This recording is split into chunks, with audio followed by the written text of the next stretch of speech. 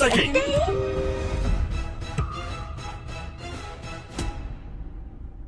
ប៉ាប៉ាមនុស្សចេញមកហើយស្អីគេនេះស្អីគេទូពិតជាមិនបាននិយាយខុសទេឆ្មាតូចនេះពិតជាមានអាចកម្លាំងលាក់ទុកនៅក្នុងរូបចម្លាក់ដៃចាស់នេះពិតជាមានចាស់ដៃអ៊ីតមែនមើលទៅកម្រិតពណ៌នេះយ៉ាងហោចណាស់ក៏ជាកម្រិតត្បូងចាស់ដៃអ៊ីតកម្រិតមរកតឡើងទៅដែរក្មេងស្រីម្នាក់នេះពិតជាមានសំណាងមែនតែបានចាស់ដៃអ៊ីតក្នុងតម្លៃមួយជាន់ពិតជាចំណេញខ្លាំងណាស់មិនក៏នេះអាចមើលឃើញថ្មដៃអ៊ីតនៅខាងក្នុងបាទបងប្រុសឆក់យករបស់ក្មេងមិនអាម៉ាស់មុខពេកទេអីហ៎អូទី2ឲ្យលោកគ្រូចាងពិនិត្យមើលឲ្យបានច្បាស់សិនទៅមកតួខ្ញុំណាគឺចាស់ដៃអ៊ីតមែនណាពិតមែនណាលោកគ្រូចាង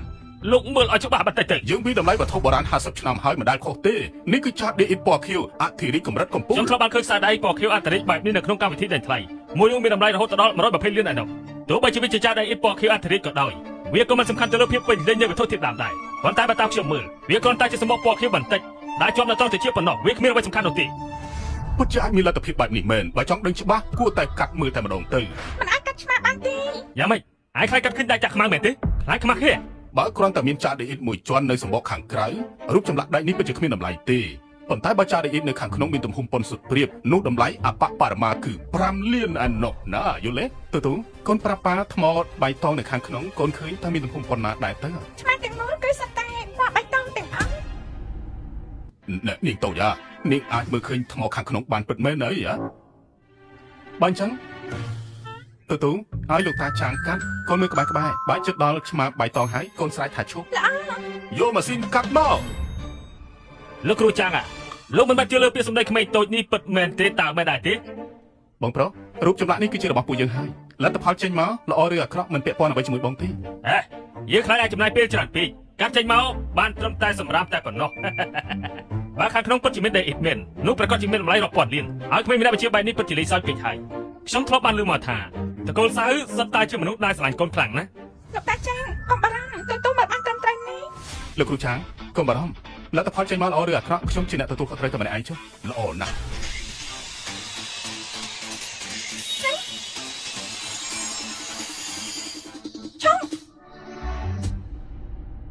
នាងតូយ៉ាហើយប្រកាសទីនឹងយើងទើបតែកាត់បានប្រហែលជា1សង់ទីម៉ែត្រតែប៉ុណ្ណោះលោកតាចាងកុំបារម្ភទូមិនបានត្រឹមត្រូវណាស់គឺទីតាំងនេះហើយសម្បកតែ1សង់ទីម៉ែត្រអញ្ចឹងខ្លួនឆ្មាច់ជាចាក់ដេអ៊ីតទាំងមូលធ្វើពុតជាអស្ចារ្យឆឹក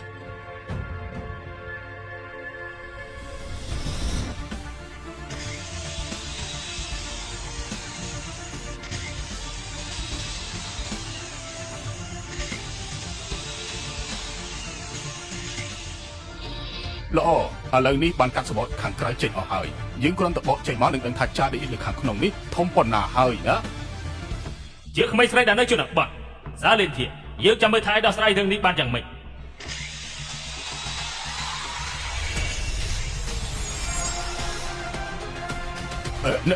នេះគឺឆ្មាចាស់ដេអ៊ីតទាំងមូលមែនណា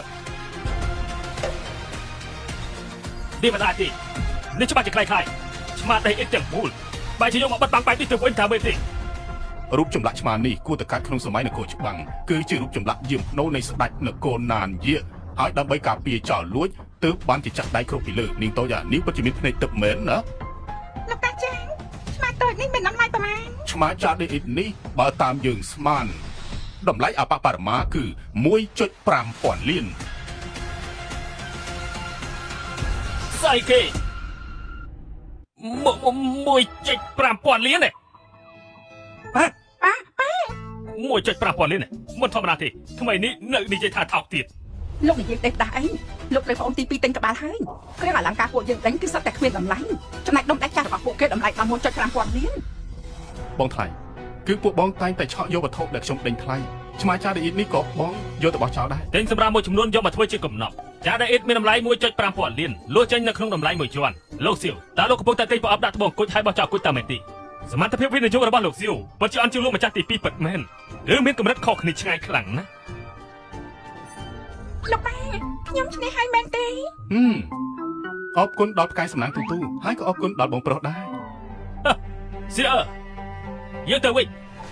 ឈប់សិនណាលោកម្ចាស់សៀវទូទាត់តាឯងបានន័យថាម៉េចត្រកូលសៀវរបស់យើងជាត្រកូលធំអាចបោកប្រាស់បានទេ